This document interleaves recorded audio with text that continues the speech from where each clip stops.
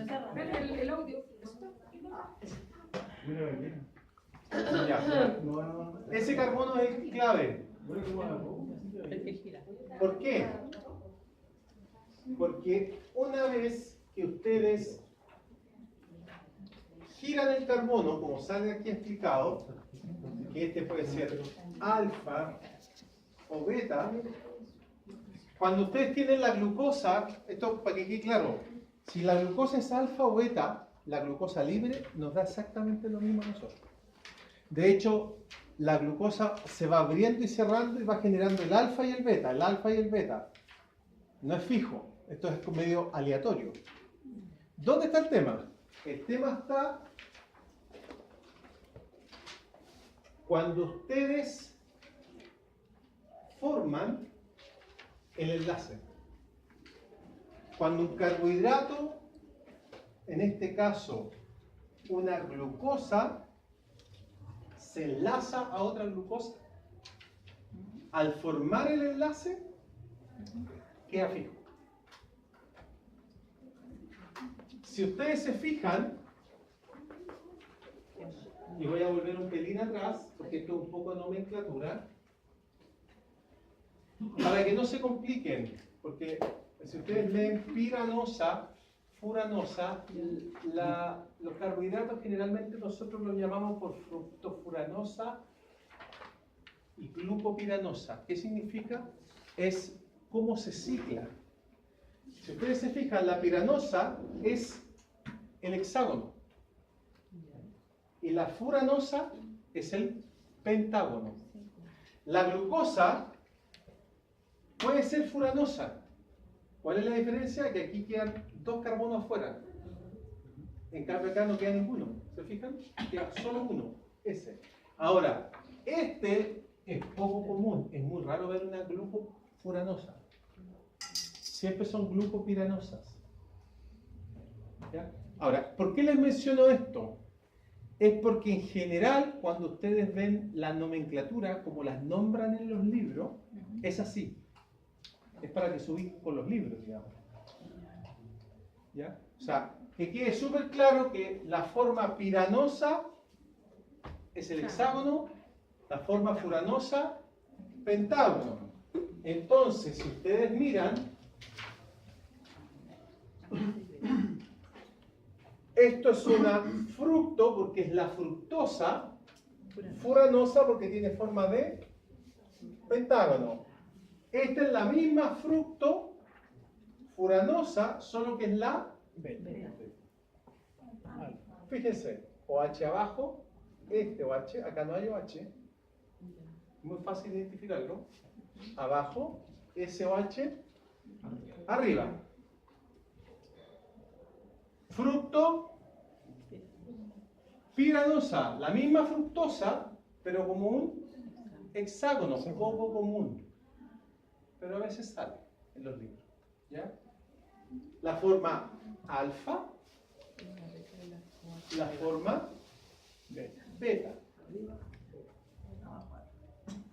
Tienen que tomar en cuenta que tanto S como S como S como S son todos el carbono anomérico. Y en la fructosa, el carbono anomérico es el carbono cetónico. O sea, el número 2. Eso anótenlo. ¿Cómo? Repito. Lo voy a anotar para que lo tengan.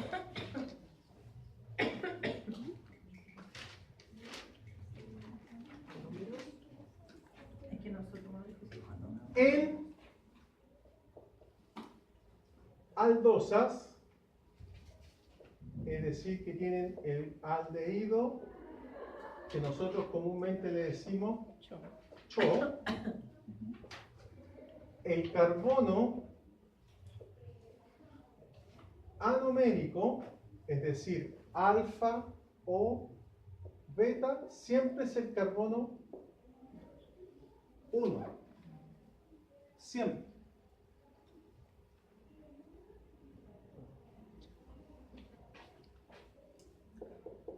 En cetosas, es decir, cetona, que tiene ese grupo, el carbono anomérico alfa o beta siempre es el carbono 2, no es el 1. Entonces, si ustedes se fijan, miren la estructura. Elijan una, díganme una. Arriba izquierda, arriba abajo, elijan así. Abajo, izquierda. Ya, abajo izquierda. Nos vamos a venir acá. Si ustedes miran esto, abstráiganse del nombre. ¿Cómo sé que es una fructosa? Simple. Porque alguien me puede decir, oiga, pero se parece a la glucosa. No. ¿Por qué? Porque este es el carbono anomérico. Porque está en los H abajo. O puede estar arriba. Pero si ustedes se fijan, antes que él, hay otro carbono. O sea, si yo tengo que partir contando, no voy a partir de este, porque 1, 2, 3, 4, 5. O sea, el primero es el que está afuera. 1, 2. O sea, el carbono anomérico es el 2. Por lo tanto, es una fructosa. La fructosa es la cetosa, pues la glucosa es una aldosa. ¿Ya? Segundo punto.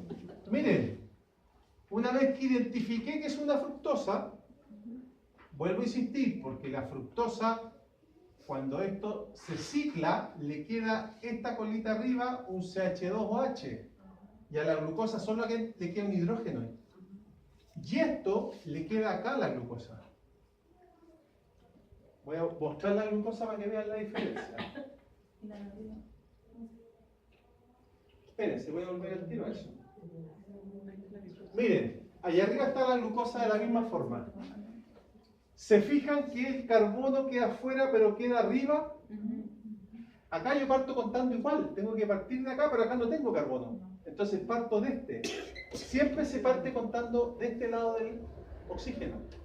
Entonces este es el 1. 1, 2, 3, 4, 5, 6.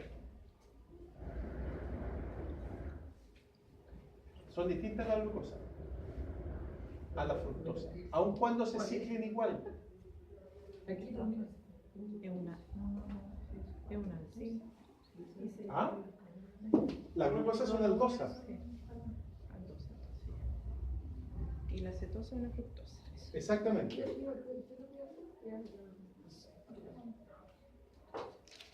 Miren, la voy a copiar acá para que la vean.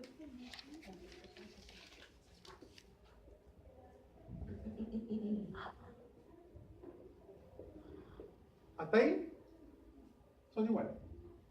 Son las dos fibranosas, es decir, como un hexágono. Ya.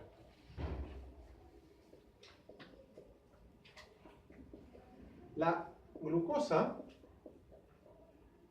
está así.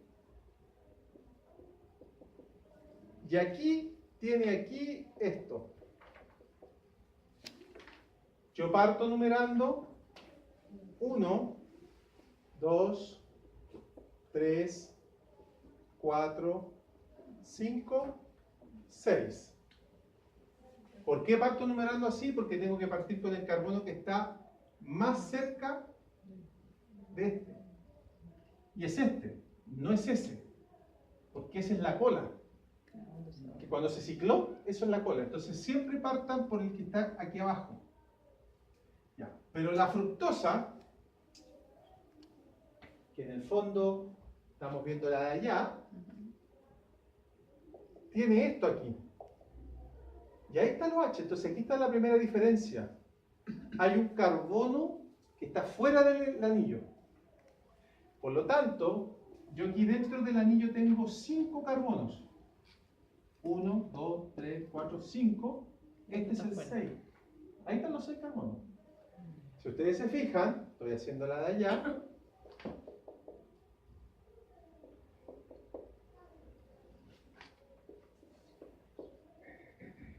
y tiene ahí hidrógeno. Si ustedes se fijan, miren esta, es como que está desfasado en 1. Ese es ese, pero aquí yo tengo un carbono. Entonces, ¿dónde tengo que partir contando según ustedes? Acá. Pero me queda ese. Sí, para que contar de allá arriba. Entonces, obligadamente mi primer carbono es ese. 1, 2, 3, 4, 5 y 6. Y se acabó. Entonces ahí tienen ustedes una beta D, porque este es el D, glucopiranosa. ¿Qué les estoy diciendo? Que tienen una glucosa enrollada como piranosa, como 6, como un hexágono. Es el D, este es el D, el OH siempre abajo, eso no lo van a encontrar al revés, pero por si acaso. Y es la beta porque el primero, el OH, para arriba, el anomérico. Ojo, anomérico, ¿para quién? Para una aldosa, siempre es el carbono 1, que es el alfa o el beta. Veamos esta. Esta es una alfa, porque el OH está hacia abajo. ¿Es una D? Sí, es una D. Ahí está.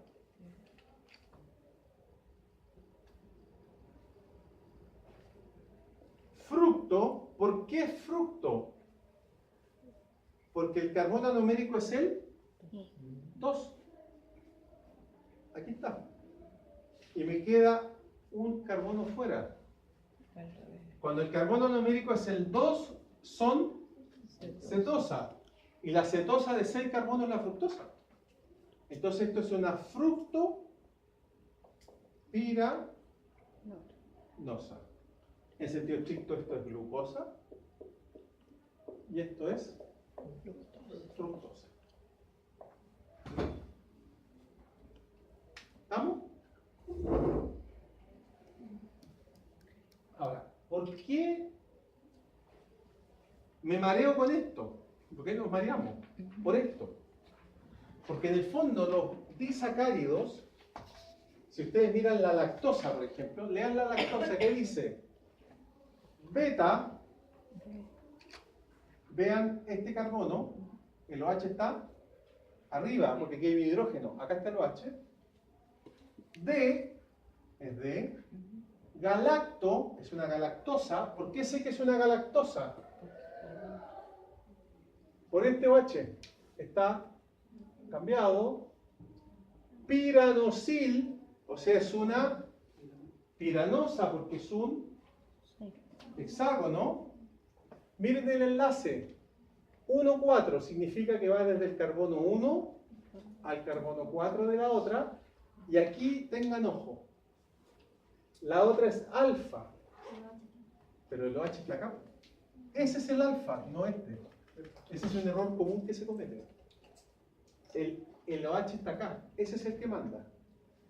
Alfa de glucopiranosa, porque esta es la glucosa.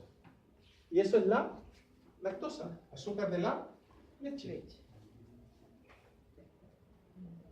Ahora, ventaja. No van a ver más que esos 3 disacáridos. Esto que entiendan el piranosa, furanosa, alfa, beta. ¿Dónde está el tema con el alfa, beta? Que cuando ustedes forman esto, beta, alfa, quedó beta, alfa. Y la lactasa, que es la enzima que tenemos nosotros a nivel del sistema digestivo, reconoce eso, beta, alfa. No reconoce otra enlace. Por eso hay gente intolerante a la lactosa, porque hay gente que o no tiene la enzima, o la enzima ya no es tan eficiente como antes, que es lo que ocurre con los adultos mayores. Se empieza a vencer, a acabar la funcionalidad de la enzima. ¿Ya? Polisacáridos. Polisacáridos se entienden por polisacáridos en términos de más de 10 generalmente en monómeros unidos. Esto de verdad, cuando uno lo... Esto es bastante sencillo entenderlo, apréndaselo así. Homopolisacárido es aquel que está formado siempre por la misma unidad. Por ejemplo, puras glucosas. Todas glucosas. Un homopolisacárido son puras glucosas. Ahora, puede ser lineal, quiere decir que están todas en el mismo enlace, alfa 1,4, una al lado, como un tren, o puede ser ramificado. ¿Qué significa ramificado? Que en el fondo es como un árbol, que sale con ramas. ¿Ya? La otra opción es que tengan heteropolisacáridos. Heterolineal o heteroramificado.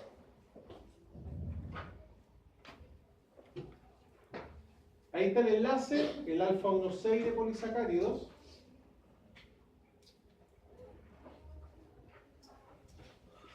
Pónganme atención, chicos, acá. Nuevamente, estas son glucosas. Carbono 1, alfa. Si ustedes se fijan, alfa. Alfa. Todas alfa. El enlace, siempre cuando ustedes hacen un enlace en carbohidrato, la denominación, voy a poner 1, alfa 1,6. ¿Qué significa alfa 1,6? Significa que el primer carbohidrato, el primero, se está enlazando a alfa y se enlaza por el carbono 1. ¿Con quién se está enlazando? Con el carbono 6.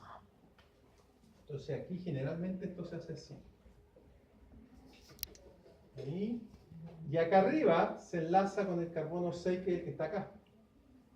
Entonces en general ese sale hacia arriba, ahí. En realidad hay que hacerlo al revés, lo hago hacia abajo. Ahí, ahí. Y abajo, aquí está el otro carbohidrato puesto así, nuevamente alfa. Pero ojo, este no participa en el enlace, pero es alfa. Eso significa alfa 1,6, se enlaza entre el carbono 1 y el carbono 6, que está ahí. Alfa 1,4 significa que se enlaza entre el carbono 1 y el 4. Alfa 1,1 entre los carbonos 1. Alfa 1,2, así. Beta 1,3. Ahora, cuando es beta alfa, en general sale así. Beta 1, alfa 2, por ejemplo. ¿Qué significa eso? Que el primer carbohidrato es beta, se enlaza al carbono 1, y el que sigue es alfa y se enlaza al carbono 2 con el anterior. Ahora, la ventaja nuestra es que nuestros carbohidratos son bastante simples. Son todos alfa. Nosotros tenemos una alfa amilasa. El nombre lo dice. Es una enzima que reconoce polisacáridos de glucosa que solo están enlazados en forma alfa, no beta. La celulosa es beta 1,4. Por eso la celulosa sirve para los cuadernos y nada más, para nosotros. Pero no pueden comer hojas de cuaderno alimentarse, porque así como entra, va a salir. Y es porque la enzima que nosotros tenemos no es beta, es alfa. Los rumiantes tienen alfa y beta, por eso pueden ser herbívoros. Tienen mayor disponibilidad de glucosa con lo que comen que nosotros.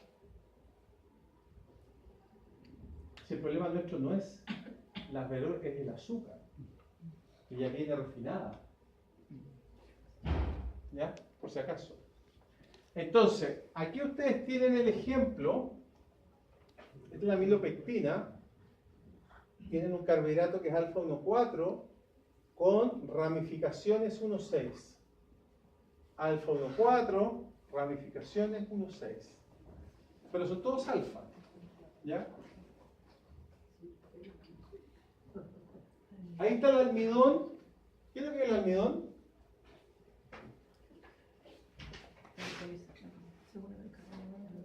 Si yo a ustedes les pregunto, les digo almidón, ¿dónde han escuchado esa palabra? Las camisas almidonadas, unas como palos ya. ¿Qué más? En el arroz, Claro.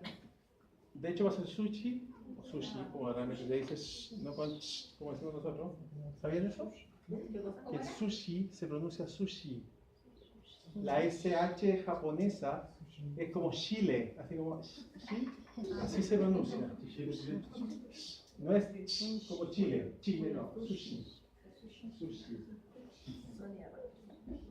Por si acaso. Está bien. Cuando nosotros o alguien ha hecho sushi, Hemos comido, ¿no? para que vean que es de Chihuahua, es que a mí me lo corrigen todos los días en mi casa, que no lo crean. Porque mi señora es traductora e intérprete inglés-japonés. Entonces, todo el día me dice sushi, no sushi. Ya. Cuando ustedes han cocinado sushi alguna vez, ¿qué hay que hacer primero con el arroz? Lavarlo, sacarle el almidón. ¿Qué es lo que es el almidón? Un polisacárido. El almidón es un polisacárido, es el polisacárido de reserva vegetal, es como almacenan las plantas glucosa. ¿Ya? ¿Qué es lo que es el glucógeno o glicógeno? Es la reserva. Es la reserva nuestra. Nosotros almacenamos glucógeno, no almidón. Los animales almacenan glucógeno, las plantas almidón. Son muy parecidos. Ambos son de glucosa, ambos son ramificados, por lo tanto tienen enlaces alfa 1,4 y alfa 1,6. ¿Cuál es la diferencia? Que en general el almidón es más ramificado que el glucógeno. Tiene más ramificaciones, pero son exactamente lo mismo. Ahora, pregunta, ¿por qué ramificado? ¿Qué creen ustedes?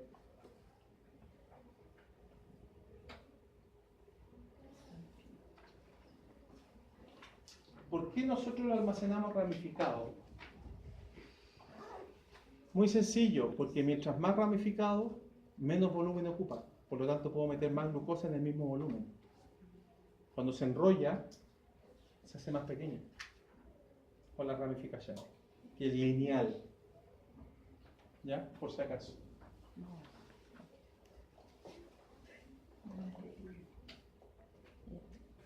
Estructuralmente hablando, ya les dije, la celulosa, pero miren la celulosa del enlace. Beta, ¿Cuál? son todas beta.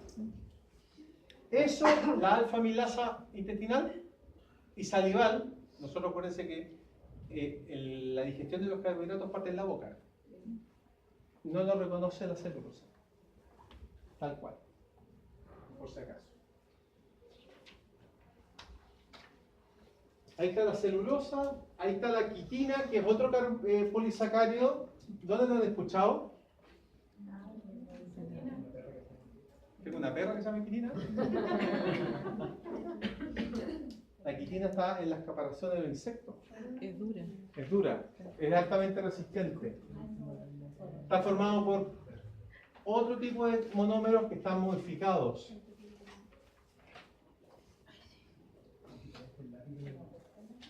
Los peptidoglucanos, ahí tienen, son estructuras de carbohidratos asociados a aminoácidos. Y esos están en las paredes de las bacterias. La N-acetilglucosamina y N-acetilmurámico, el ácido, son los carbohidratos que están en las paredes de las bacterias. Ahí ustedes tienen la diferencia en cuanto a la pared bacteriana, una gram positiva y una gram negativa. Gram positiva arriba, tienen una sola membrana y arriba, hacia el exterior, peptidoglicano como pared celular. Las gram negativas tienen doble membrana y entre medio peptidoglicano, por eso tienen antibióticos distintos para gram positiva o gram negativa, dependiendo del tipo de bacteria que ustedes estén tratando.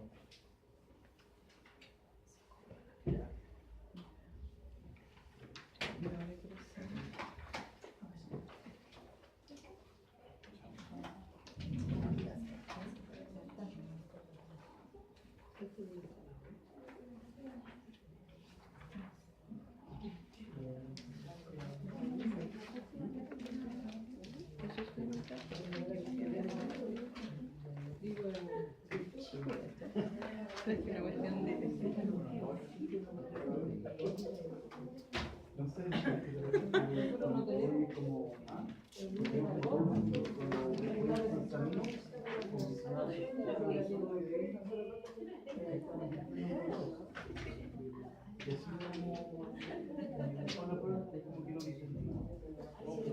Ya. Aquí parte el metabolismo. Aquí parte la bioquímica de verdad. Ya. Todo lo anterior era mentira.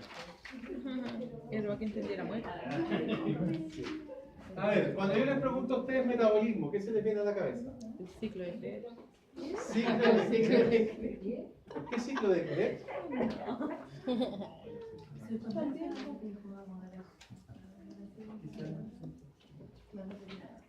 Los piruvatos. Catabolismo y anabolismo. Perfecto, catabolismo y anabolismo. ¿Qué entienden por catabolismo y anabolismo?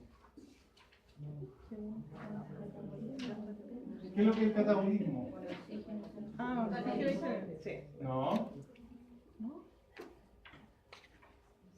Que sea con oxígeno o sin oxígeno. No, eso es Anabolismo. aeróbico o anaeróbico. Uno genera energía y el otro es cuando uno entrena y no come. ¿Ya? Uno puede catabolizar, Degradar, catabolismo y sintetizar. Es que son diferentes a lo que uso aquí, catabolismo. Es degradativo y el anabolismo es sintetizar. Es al Lo que sí revés. dijeron correcto es que el metabolismo está formado por dos procesos. Uno es catabolismo y el otro es anabolismo. La pregunta es, ¿qué es el catabolismo? Degradación. ¿Y qué es el anabolismo? Es síntesis. Catabolismo. y tiene una suma. ¿No? De anabolismo. No. El anabolismo es cuando se pone como cuando se inyectan cosas como para crecer. ¿Cuál? Cuando se inyectan cosas para crecer. Esos son los anabólicos esteroidales. El nombre lo dice. Eso me estaba acordando. Anabólicos esteroidales. ¿Qué hacen los anabólicos esteroidales? Como que se inflan. ¿No es cierto? Ya. Anabolismo Síntesis. es síntesis. Y en general, este proceso siempre Es con gas. requiere precursores. Lo que yo siempre he dicho, requiero a partir de algo sintetizar, si esto no es de la nada, Claro. más. Y ahí está la clave. Energía. Por lo tanto, en general, cuando los deportistas los acusan de doping, ellos usan anabólicos esteroidales, usan hormonas o moléculas que son precursoras de esto o que estimulan la síntesis generalmente de masa muscular en forma no natural, digamos, alejada del ejercicio. ¿Ya? Y el catabolismo, si esto es síntesis, esto es degradación, y en general produce energía. Produce oxígeno, CO2 y todo eso son desechos.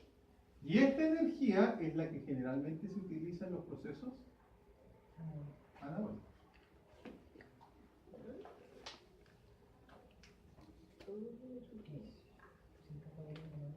Sin catabolismo no hay anabolismo. Exactamente. Y ahí está la explicación, ¿ven? No están en colores rojo y azul hacia el lote. El catabolismo está en rojo porque genera energía. Y aquí hay un detalle que voy a ir al tiro diciéndole. La célula usa un tipo de energía especial que es una energía química contenida en enlaces químicos que cuando se rompen liberan energía, esos enlaces.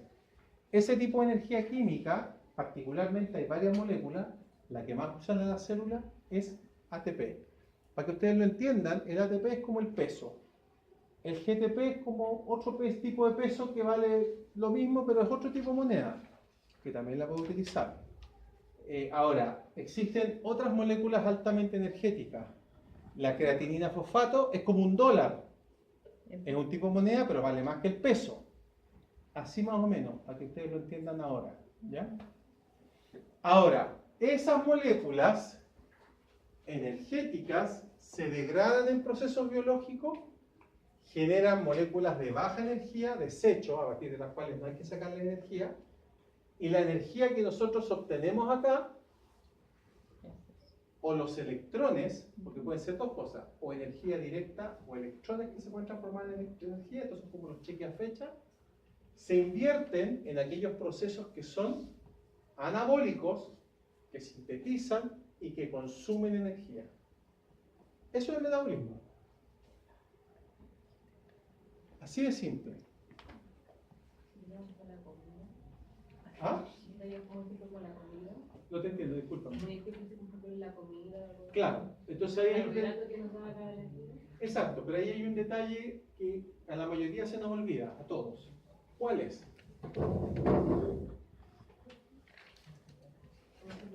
El catabólico que sean como más lentes, ¿o no? No, mira eso. Para que haya catabolismo tiene que haber anabolismo. No, tú tienes que hacer anabolismo. Entonces la pregunta que uno se hace es el gran problema que tenemos todos, o la mayoría, que en general comemos una cantidad de azúcar gigante viendo tele, Sí. o acostado, o sentado, y no hay procesos anabólicos asociados. Porque no hay gasto energético. Claro. Entonces, como el Estamos cuerpo glucógenos. no puede guardar monedas, no hay almacenamiento de energía, ¿qué guarda? Glicógeno. Grasa. El rollo. La reserva. La reserva. La reserva. Ahí pues. Se convierte. ¿Ya? Ese es el tema. O sea, tú, obviamente, todo esa que dicen moléculas energéticas son todas, la mayoría de la dieta. Claro. Pero en general lo que uno consume se almacena, porque en general es poco lo que uno gasta, digamos, en la sociedad de hoy día. Por supuesto, la gente que hace deporte es la que gasta energía y es la que consume, debería consumir más. Los niños en crecimiento. Pero fíjate una cosa, que en el fondo es lo que a uno como que lo tiene un poquito abismado.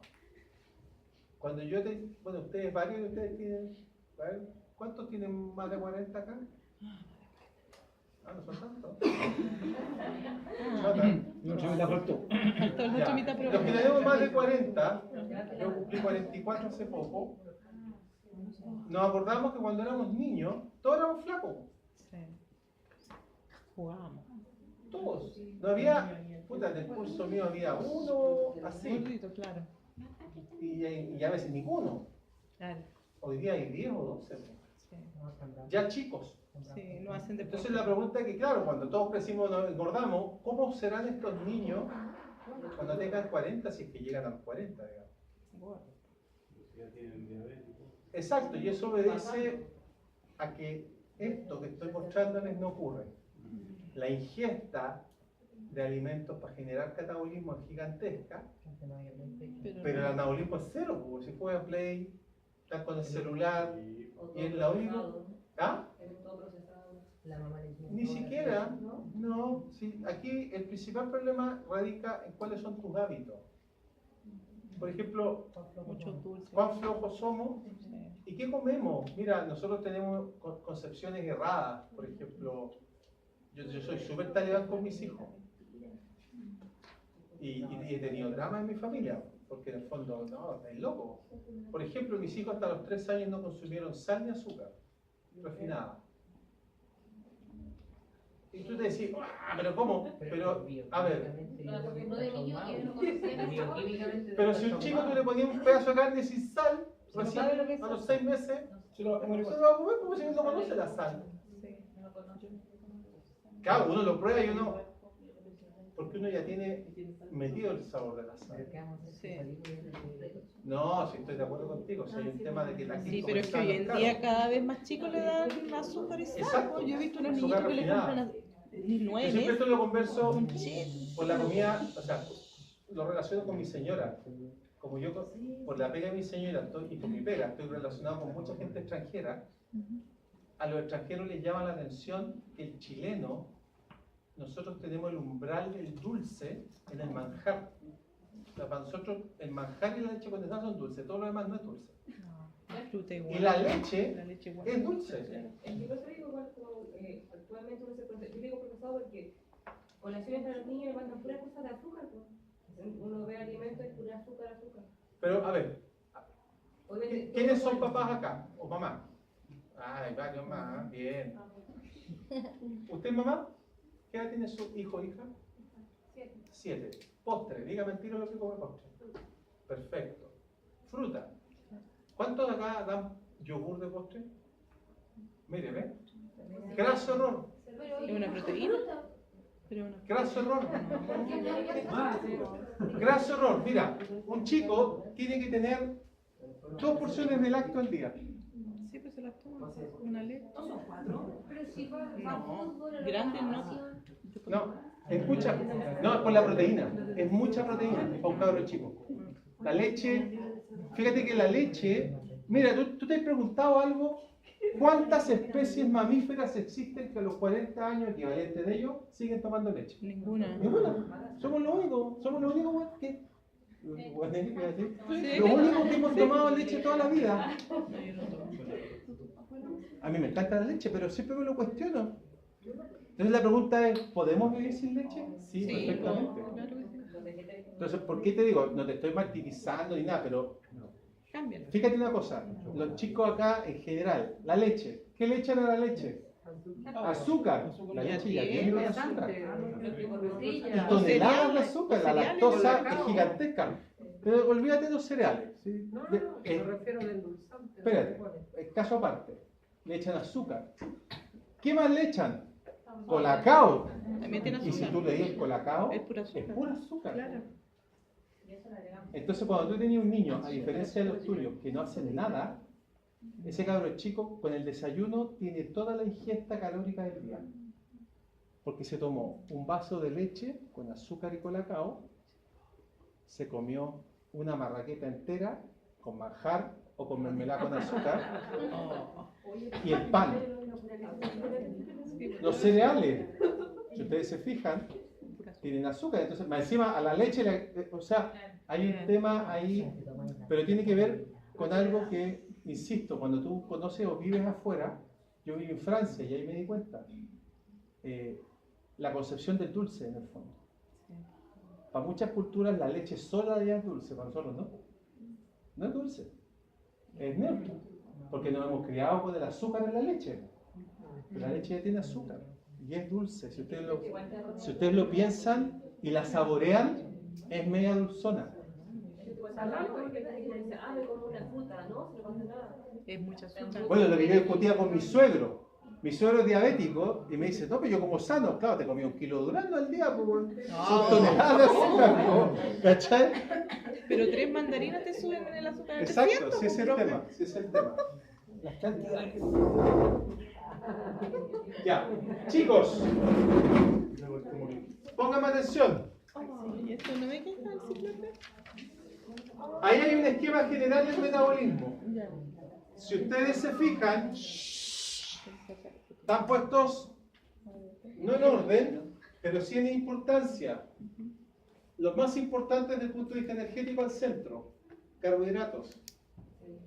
En segundo lugar, lípidos o grasas. Tercer lugar, proteínas. A ver, ¿qué ven ahí? Sáquense las reacciones. Hagan como que esto es una carretera. Hagan como que... Imagínense que lo que tienen ahí son calles. Calles, literalmente.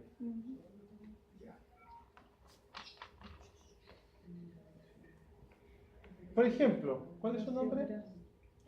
Katy. Son calles. Es una calle. Imagínate que son... Esta es la Plaza Italia. El monosacárido da más ATP. La Alameda, otra avenida, que puede ser Vicuña Maquena, puta, y acá, ya que el río nos mata, hoy, Pío no, es cagona, pero ya. ¿No es cierto? Ya. Pregunta. Calles. Imagínate que tú te mandaste un patacón de glucosa. Es decir, y estás gastándola. Por la Alameda viene pero el tráfico, pero así. a concho, porque en el fondo se viene degradando toneladas de glucosa. ¿A dónde vas a llegar? A la Plaza Italia. Pregunta, ¿podría llegar lípido? No, no tenéis cómo, porque usan exactamente, usan la misma vía. Esa es la explicación básica para entender por qué cuando alguien consume glucosa no degrada lípidos. Y al revés, cuando uno va a la nutricionista o al nutriólogo para bajar de peso, ¿qué es lo que primero le quitan? Claro, porque lo que hacen Despejar la vía. es despejar esta vía y activar esta. Entonces, como yo no tengo azúcar, empiezo a degradar grasa. Y está demostrado que quitando solamente el azúcar del azucarero, en un mes se pueden bajar entre 3 y 5 kilos. Así. No, de verdad. Pero ojo, cuando yo te digo azúcar de azucarero, y todo lo relacionado al azucarero. Porque en el fondo tú le echas azúcar al café, pero el queque viene con azúcar, el pastel viene con azúcar, el manjar viene con azúcar, la mermelada, el yogur, todo tiene azúcar, a eso voy. Todo el azúcar refinada y sus derivados en comida. 3 a 5 kilos en un mes, probablemente. Pero es por una cosa netamente metabólica, porque el cuerpo empieza inmediatamente a degradar más cantidad de lípido, empieza a movilizar grasa. Ahora, pregunta, ¿por qué la baja de peso es lenta?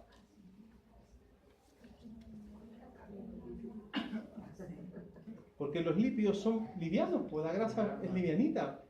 Entonces cuando alguien me dice, oiga, pero yo he bajado como 4 kilos en un mes nomás, es caleta.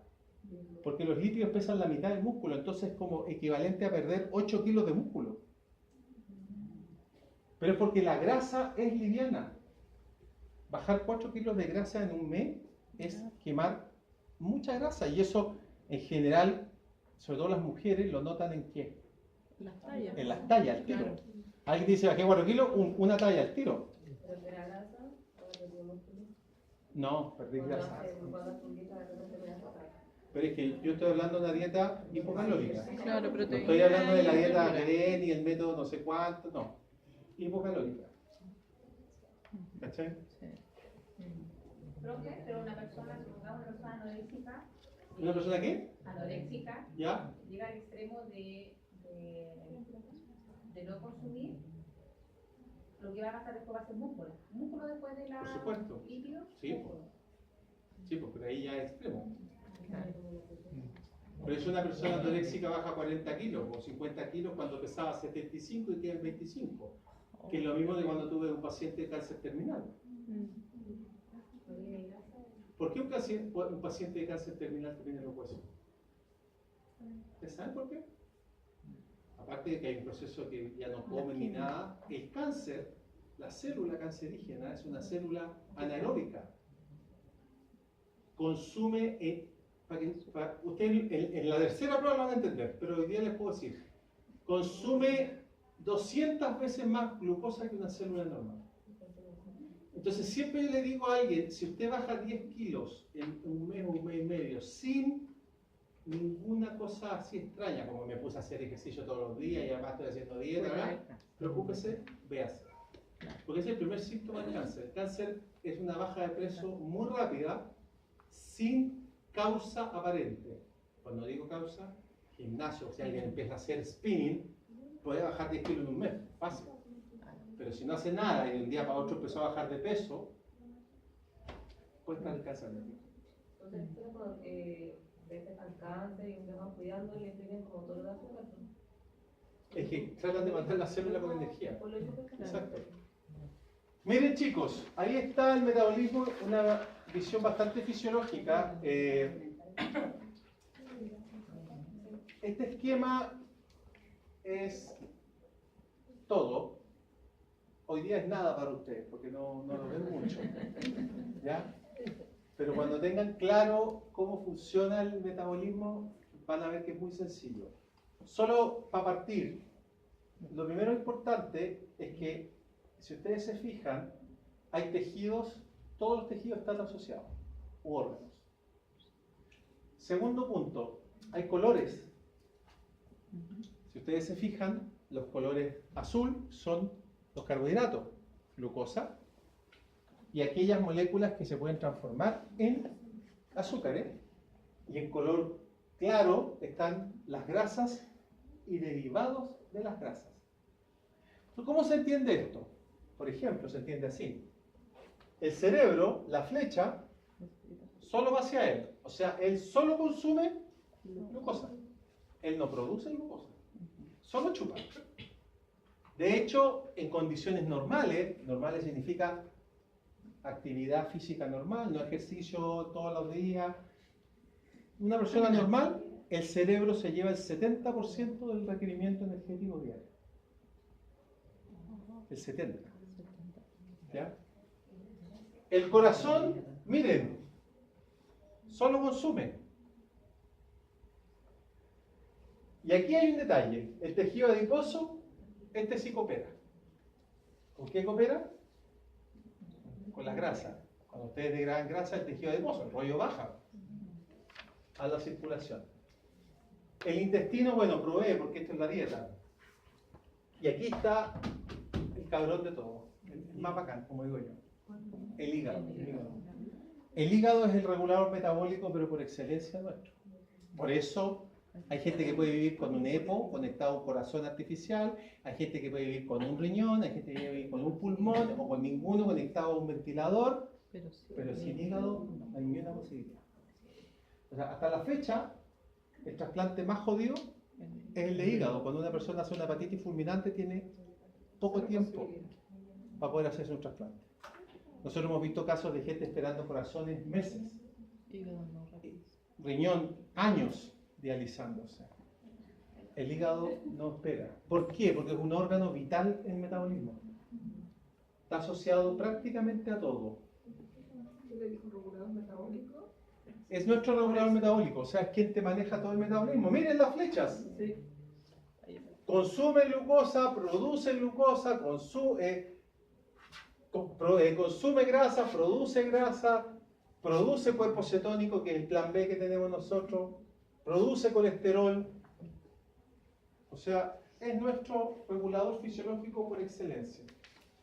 Miren arriba el músculo. Otro chupador, como le decimos nosotros, salvo el lactato. Que el lactato en general es un poco como un desecho, salvo para el músculo. Esto es súper interesante, porque son dos órganos súper demandantes de energía, pero que no pelean por la misma energía. Si ustedes se fijan, lo único que ellos comparten son los cuerpos cetónicos y la glucosa, pero porque podrían, pero eventualmente siempre pasa lo siguiente. Miren el orden. El corazón primero va a consumir grasas. El cerebro va a consumir primero glucosa. Este es el orden además. Primero glucosa, después cuerpo cetónico. El corazón primero grasa, después glucosa, después lactato y después cuerpo cetónico. ¿Qué pasa si no hay glucosa? Paso a lactato. Y si no hay lactato, cuerpo cetónico.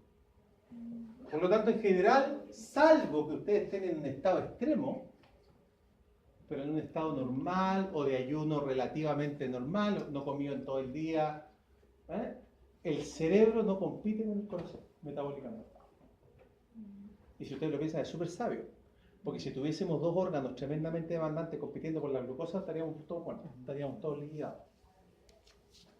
¿Ya? Por si acaso.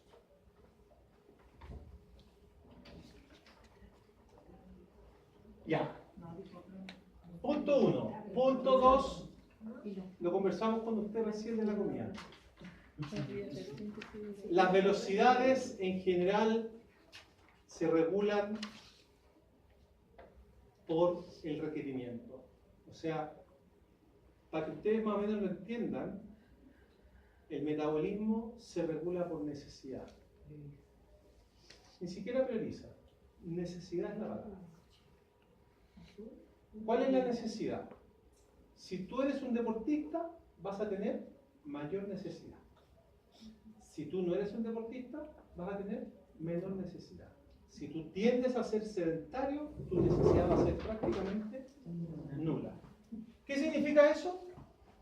que todo tu exceso Va grasa. se va a almacenar. Y nosotros almacenamos dos tipos de precursores o combustibles: glucosa y grasa. Pero hay un detalle. ¿Cuál es la letra chica? Que nosotros almacenamos alrededor, se los doy en cantidad. La glucosa se almacena como glucógeno. Nosotros almacenamos en total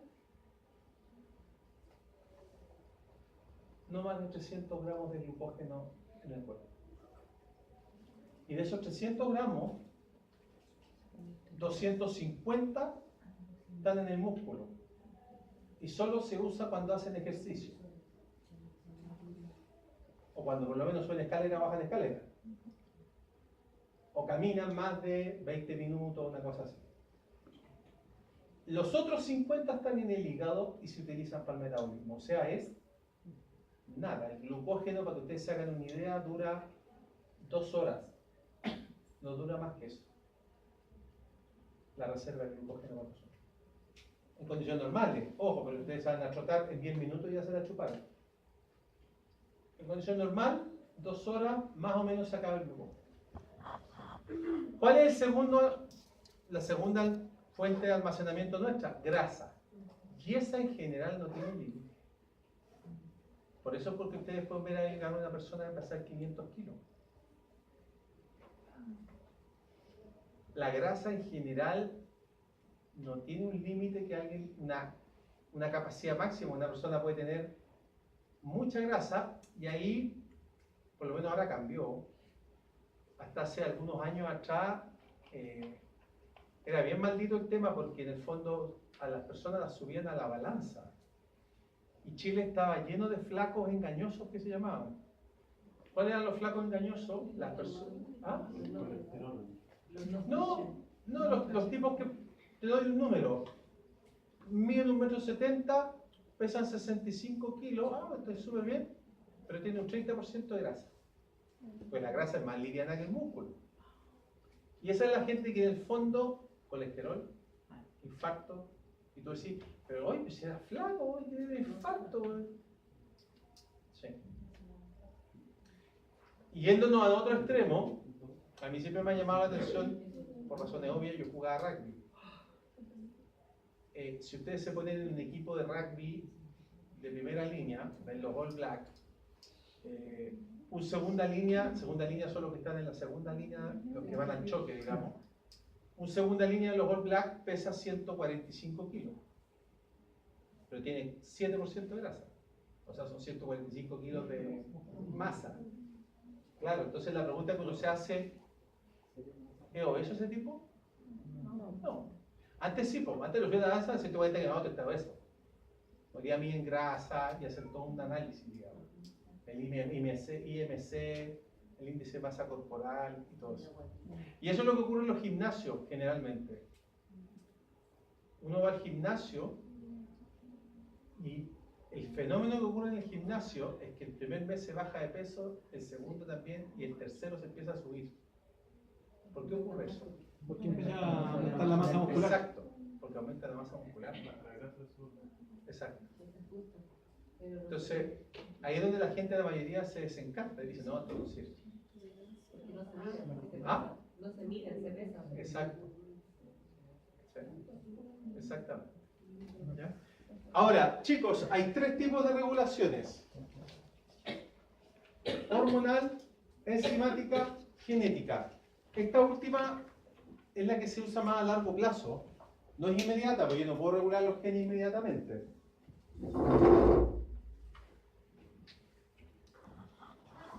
Ya, ¿cómo funciona una hormona? ¿Ustedes lo han visto? Sí, un poco. ¿Sí o no? No. Esto me hace pensar que no vamos a llegar, pero bueno.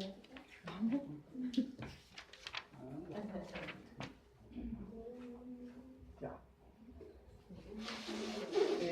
Hay dos clases de hormonas. Están las hormonas hidrosolubles, o solubles en agua, liposolubles, que no son solubles en agua. Esta es una hormona hidrosoluble, es decir, una hormona que circula por el plasma libremente. Clásico ejemplo, insulina. La insulina es una hormona hidrosoluble. ¿Cómo funcionan las hormonas hidrosolubles? Todas tienen una gran desventaja. No pueden entrar a la célula porque no pueden pasar la membrana. Necesito un receptor. Hidro. Por lo tanto, requieren un receptor. Siempre yo he dicho que el receptor es como el timbre. Si ustedes se fijan, en este caso es la contra, digamos, la antagónica de la insulina, que es el glucagón. Llega al receptor, se une al receptor. El receptor es una proteína que al unirse el glucagón, esta proteína adquiere un cambio estructural. ¿Qué es lo que ocurre con este receptor? Si ustedes se fijan, este receptor tiene asociada una proteína que tiene 3 subunidades: alfa, beta, gamma. Que cuando se une el receptor, se rompe, se separa la unidad alfa. Esta unidad alfa, esto se llama transducción. ¿Qué significa transducción? En el fondo la hormona llegó, tocó el timbre y del otro lado se generó un proceso de un cambio estructural de proteínas que va a incidir al final en una respuesta. ¿Ya? Aquí se activa una enzima que se llama adenilato ciclasa. Esa adenilato ciclasa toma el ATP y lo transforma en un segundo mensajero, que es el AMP cíclico. ¿Cuál es el primer mensajero? La hormona. La hormona es el primer mensajero que viene con un mensaje, pero como no puede entrar, toca el timbre. Al tocar el timbre, del otro lado se genera una transducción de señal. Esto se llama, si ustedes van a los libros, el libro les va a decir transducción de señal. La transducción de señal significa que la hormona lo que quiere es que en el fondo se aumente el AMP cíclico. Él es su mensajero, es como que fuera Jesús en la tierra. Dios y Jesús. ¿Ya? Entonces, este segundo mensajero, ¿qué es lo que hace? Activa una serie de enzimas e inhibe una serie de enzimas. Y con ese procedimiento, él activa una vía metabólica. Por ejemplo, ¿qué es lo que hace el glucagón? El glucagón es la hormona asociada a la inanición o al ayuno. Cuando uno deja de consumir glucosa, se dispara el glucagón. Al dispararse el glucagón, se va a los receptores, principalmente hepáticos, tejido adiposo, y ¿qué es lo que hace? Aumenta el AMP cíclico adentro de estas células. ¿Y qué hace el AMP cíclico? Acelera la degradación de grasa, acelera la síntesis de glucosa, acelera la degradación de proteínas. Es decir, trata de suplir la no presencia de glucosa. Esa es la segunda señal que llega. La insulina actúa al revés. La insulina llega al receptor, no se produce esta transducción. Al no producirse esta transducción, no hay AMP cíclico. Al no haber AMP cíclico, no se genera esto. Por eso son antagónicos. ¿Ya? Dígame. El segundo mensajero es el que trae el mensaje de la hormona. Entonces él va inhibiendo enzimas y activando otras enzimas. Por lo tanto, al hacer ese ejercicio, tú activas una vía. Por ejemplo, degradación de grasa.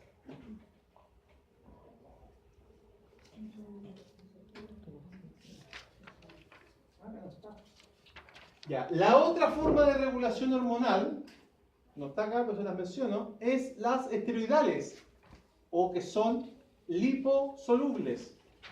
¿Cómo trabajan esas?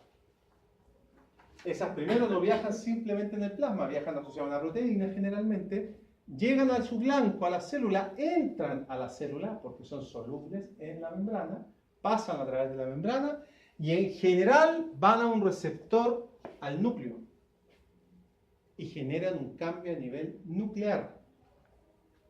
Todas las hormonas sexuales hacen eso, asociadas a los estrógenos y andrógenos. ¿Ya? Por si acaso.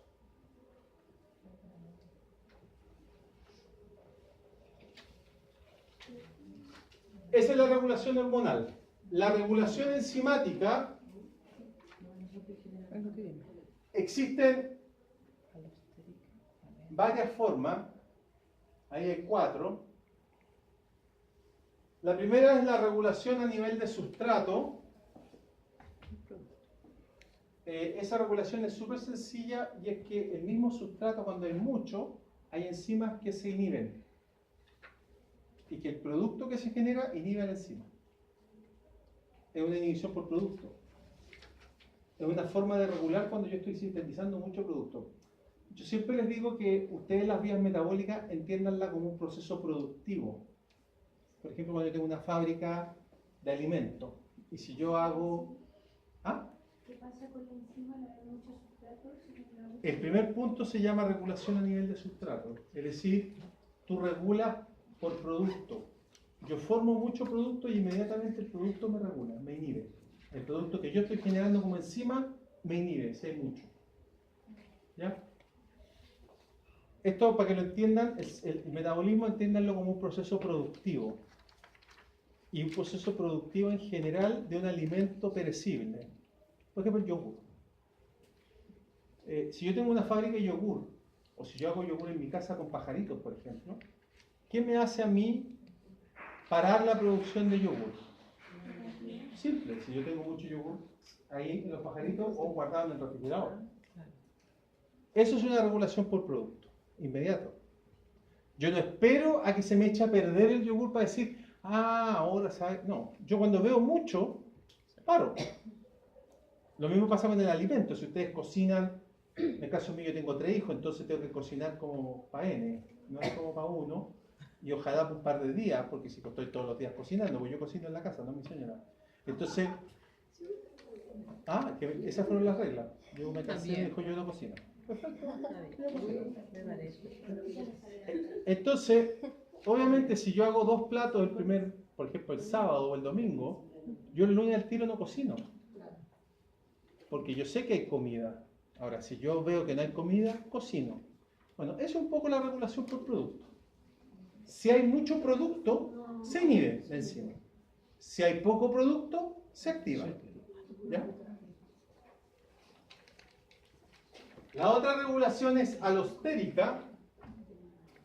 Después está la covalente y la proteolita oximógeno. Vamos a verlas, igual las voy a ver cada una.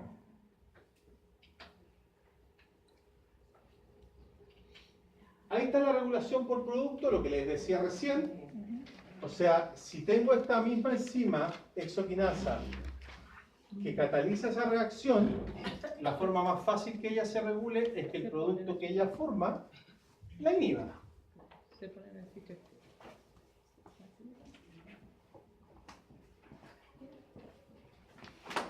Ya, regulación alostérica, pónganme atención.